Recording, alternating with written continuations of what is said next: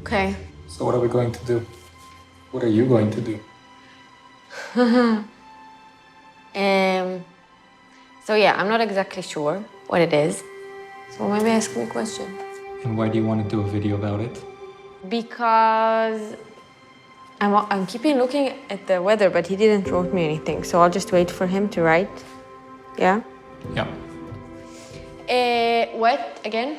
I've been struggling with this pain since I was 18. I'm 34 now, almost 35. And it feels like the Western medicine, they all know how to treat men, but they have no clue about the woman body.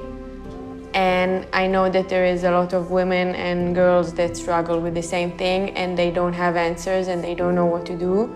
And maybe they feel ashamed, or they don't want to talk about it, they don't want to ask for help. I want them to feel that they're not alone. איך אומרים שחלה? Google Translate. I don't know, he said that I won't feel good after. Maybe, I don't know, I'll feel ill or tired or totally energetic and happy. So I'm afraid of that. I don't know what will happen and how would I feel. I don't want to feel sick. He said it's like a shaman experience, so I'm a bit afraid of losing control. I like being in control. Why do you want to go? Because it's supposed to be this kind of method that after the process, your body learns to heal itself from all kind of pains and illnesses that the Western medicine can't. I hope he could help me. Hi.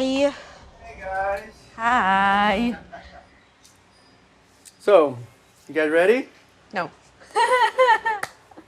Yeah. So that's a defense, because when you have the unknown, it's intimidating. My name is Michael Gebhardt. I'm the co-owner with my wife of the Body Temple Cabarete. We consider this a healing center. I would call my system the Gebi method. Yeah, it's my nickname, and it's a three-part system of helping people remove the past that we collect walking through life. I help people remove traumas out of their body. So I'm like a trauma surgeon, but without a knife. I'm an American, and I've been living in Cabarete in the Dominican Republic, which is a water sport, kite surfing, windsurfing town, for 9 years. I was a professional Olympic athlete. I competed in 5 Olympics. I was a professional windsurfer as well. That was my sport. And when I retired, I started coaching Olympic athletes, helping people train and improve their performance as a human. Hi. We were looking for you. After you. The kind of so much power that it can pull you, you know, like really. But the flying is the best part, you know. So when you do certain movements and you feel tension in the body or weakness or tightness, this represents stress or trauma stored in the body. This is the past. You woke up in the morning, didn't have any past. And then you started reconstructing memories and impressions and feelings and preferences. And we want to be clear, we want to be transparent. So lay back. So you can tell me a little bit about your body, but it doesn't matter.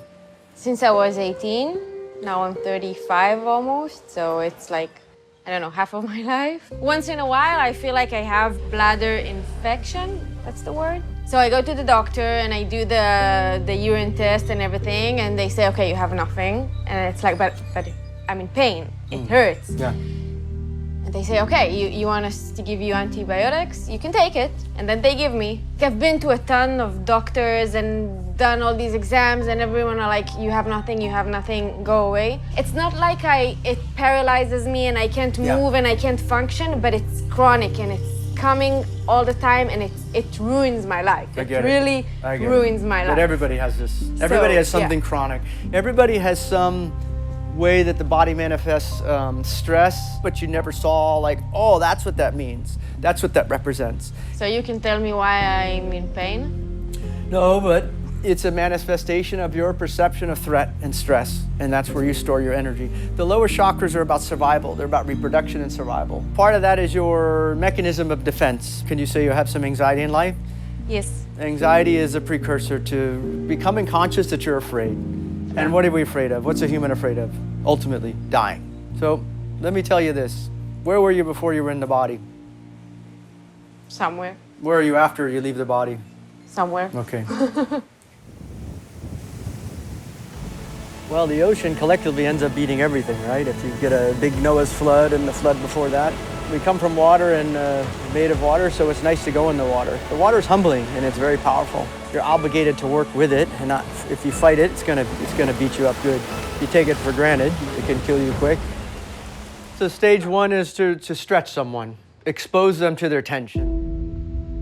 The shape of your body is a story of your life. It's like a library of everything you experience. If you're healthy, you'll be able to go all the way down and go right back up as like a piston. And what happens is you don't want to go down because you're tight, and because you're tight, it's weak. So I'm going to give you a little bit of help. So this is digestion. This is stomach, conception vessel, survival, sexual meridian, also known, which is reproduction. Yep. So get up here. This is softer. You think you can go all the way back? Yeah, okay, good. And stay there and keep pressing out, because this is gallbladder outside of the legs. Resist that and breathing. If the body is tight, then it is weak. And through the process of resistance, I find lines or bands of tension that you don't find lifting weights, you don't find doing yoga, because I'm not going to let you get out of your tension. I'm going to take you where you actually don't want to go. And by doing that, you're being exposed to the worst parts of yourself at the deep unconscious level. I've learned the most from surfing, and when I fall, I need to go back, because if I won't go back, I might miss the chance of catching the best wave of my life. And it's like in life. You fall, you get up again, and you paddle and you try again. And what don't you learn from the sea? Many times I go out and I'm constantly getting humbled. I think the thing I'm always reminded that it's always changing. It's never the same, which is quite amazing. Youth is not an age, it's a perception, it's a way of acting. So when you become inflexible, that's the feeling of being old. That's the feeling of being stuck. That's the feeling of only being able to interact one way with somebody. Instead of becoming tense, to let go and stretch and be flexible. So life is expansion. So the analogy in the body, when we're flexible, we feel unlimited and playful. And we find that we can go to the limit, but there's still control. Fun to watch, huh? You know, let's play. We need to play. Mommy, I like this. Yeah. Then we need to remind ourselves to play. Stage two, now that I've gotten you relaxed, now it's very easy to massage you and you don't get triggered like, oh, you're pressing too hard or you're digging. And what I'm interested in is changing the viscosity of the body and trying to liquefy the body. When somebody's young and healthy, you know, like a baby, you grab them, you squeeze their cheeks, everything's water. That's a very healthy human. Stage three, now that I've gotten you completely relaxed, you start slipping into a state of no thinking. And what there is, there's awareness, but there's not much self-awareness, and the thinking starts dropping away. And the thoughts are our problems. If you don't think about the problem doesn't exist.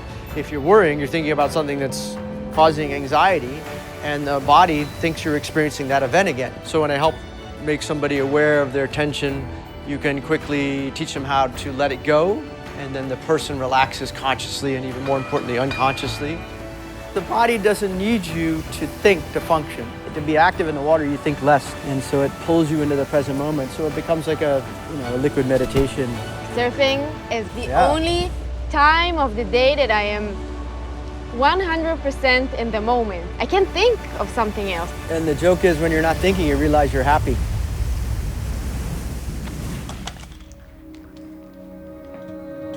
How do you feel? I feel good.